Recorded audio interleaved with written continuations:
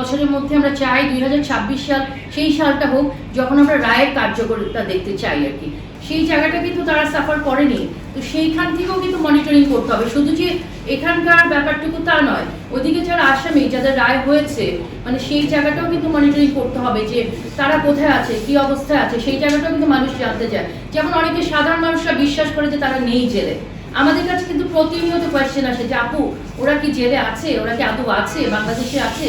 তো এইটার তো সঠিক উত্তর আমিও দিতে পারবো না, কারণ আমিও জানি না এক্স্যাক্টলি কোন জায়গায় তারা আছে। আমরা জানি হয়তো জেলে আছে, কিন্তু কোন তবিয়তে আছে সেটা আমরা জানি না। তো দুটো বিষয়, একটা হচ্ছে এই বছরের মধ্যে বাকি যে দুটো ধাপ রয়েছে, একটা হচ্ছে আপনার সুপ্রিম কোর্ট রিভিউ, আর একটা হচ্ছে প্রেসিডেন্সিয়াল যে ব্যাপারটা পার্ডনের ব্যাপারটুকু আছে, এই দুটো ধাপ শেষ করে এই বছরের মধ্যে রায়টুকু।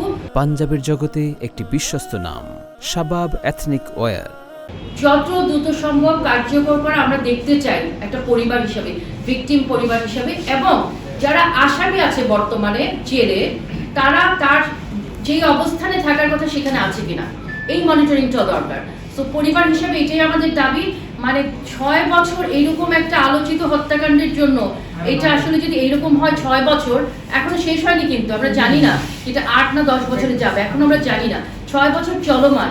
তো এটা যদি আমাদের ক্ষেত্রেই হয় এরকম একটা আলোচিত কেসের ক্ষেত্রে, তাহলে সাধারণ মানুষ কেন বিশ্বাস করবে, আসলে কেন আসবে এই জায়গায় যে আমি বিচার চাইতে আসবো।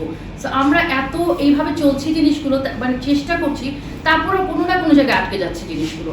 তো আমরা মাননীয় প্রধানমন্ত্রীর কাছে আমরা বিশ্বাস করি, ভাইয়া যেটা বলেছেন যে মাননীয় প্রধানমন্ত্রী সেনাপ্রধান ওনাদের কাছে আবেদন জানাবো যে ওনারা যেন বিষয়টাকে খুব সিরিয়াসলি নিয়ে এবং বিশেষ বিবেচনায় শুনানি বেঞ্চ বসিয়ে রিভিউটা যেন প্রথমে কমপ্লিট করে ফেলে, তারপর বাকি প্রসিডিংসটা শেষ করে যেন এই বছরের মধ্যে আমরা চাই 2026 সাল সেই সালটা হোক যখন আমরা রায়ের কার্যকরিতা দেখতে চাই আর কি।